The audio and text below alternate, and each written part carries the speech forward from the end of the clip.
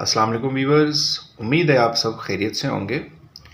आज से हम अपनी नई सीरीज़ का आगाज़ करने जा रहे हैं जिसमें हम सीखेंगे इंग्लिश ग्रामर के बुनियादी सबसे अहम हिस्से यानी कि पार्ट्स ऑफ स्पीच। जब भी हम कोई जुमला बोलते हैं तो वो कई अल्फाज से मिलकर बनता है। हर लफ्ज़ का एक ख़ास काम होता है और उसी काम की बुनियाद पर हम अल्फाज को मुख्तलिफ ग्रुप्स में तकसीम करते हैं।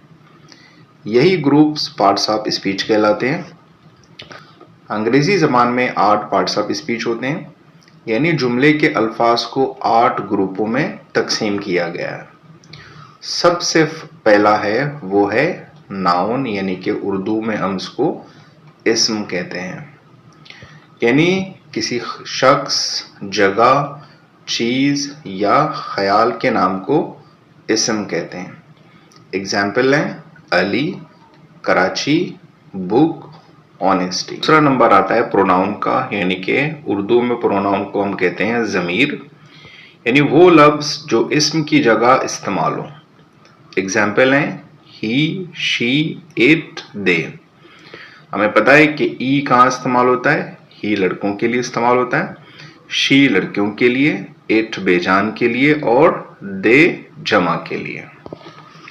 इसके बाद बारी आती है वर्ब की। थर्ड पार्ट्स ऑफ स्पीच है वर्ब, यानी कि वो लफ्ज़ जो काम या अमल जाहिर करे। एग्जाम्पल है रन, रन के माने हैं दौड़ना, ईट, ईट के माने हैं खाना, स्लीप, स्लीप के माने हैं सोना, राइट, राइट के माने हैं लिखना। यानी कि उर्दू के और वो अल्फाज जिनके आखिर में ना आता है वो वर्ब है। इसकी निशानी यही है कि उर्दू के आखिर में ना आता है, यानी कि जाना, खाना, रोना, सोना, धोना, हंसना, ये सब वर्ब है। इसके अलावा फोर्थ जो पार्ट्स ऑफ स्पीच है वो है एडजेक्टिव।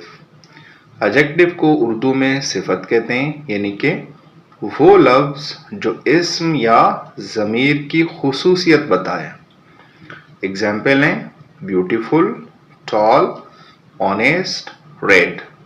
ब्यूटीफुल के माने खूबसूरत, टॉल माने लंबा, ऑनेस्ट माने ईमानदार और रेड के माने सुर्ख। इसके अलावा पांचवा पार्ट्स ऑफ स्पीच है एडवर्ब, यानी कि मुतालिक फ़इल, यानी वो लफ्ज़ जो फ़इल, सिफत या दूसरे एडवर्ब की कैफियत बताए, हम उसे एडवर्ब कहते हैं। एग्जाम्पल है quickly, very, well, slowly. Quickly माने जल्दी से, वेरी माने बहुत, वेल के माने वो अच्छा या अच्छी, इसी तरह स्लोली के माने आहिस्तगी से या आहिस्ता से। इसके अलावा सिक्स जो पार्ट्स ऑफ स्पीच है वो है प्रेपोजिशन, हरफे जार, यानी वो लफ्ज़ जो किसी इस्म या ज़मीर का ताल्लुक दूसरे लफ्ज़ से ज़ाहिर करे उसे हम प्रेपोजिशन कहते हैं।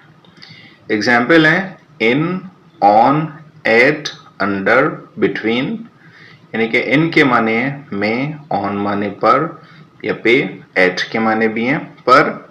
इसके अलावा अंडर के माने नीचे, बिटवीन के माने हैं दो चीज़ों के बीच में हम बिटवीन इस्तेमाल करते हैं, यानी कि दरमियान में। इसके बाद सातवां जो पार्ट्स ऑफ स्पीच है वो है कंजंक्शन, जिसको उर्दू में हरफे इतफ कहते हैं, यानी वो लफ्ज़ जो दो अल्फाज या जुमलों को जोड़े, हम उसे कंजंक्शन कहते हैं। एग्जाम्पल है एंड, बट, बिकॉज, और, यानी कि उर्दू में इनके माने एंड के माने और, बट के माने मगर, इसके अलावा बिकॉज के माने क्योंकि और के माने या।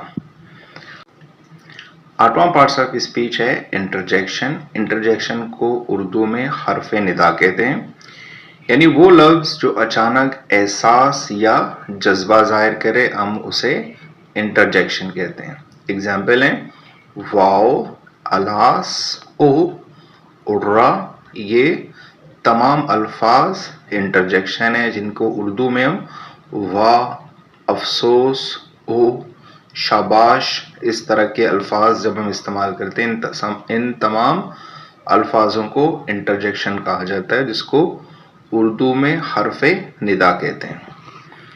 तो इसका खुलासा ये है, याद रखें अंग्रेज़ी ज़बान के तमाम अल्फाज इन्हीं 8 हिस्सों में तकसीम किए जाते हैं। यही पार्ट्स ऑफ स्पीच हैं और उनको समझना अंग्रेज़ी बोलने और लिखने के लिए बुनियाद की हैसियत रखता है। तो व्यूअर्स, इस वीडियो में हमने सिर्फ और सिर्फ पार्ट्स ऑफ स्पीच का तारुफ किया, लेकिन अगली वीडियोस में हम हर हिस्सा तफसील से देखेंगे। शुरू करेंगे इंशाल्लाह नाउन से, फिर वर्ब, उसके बाद प्रोनाउन और इसी तरह आगे तमाम पार्ट्स ऑफ स्पीच को कवर करेंगे।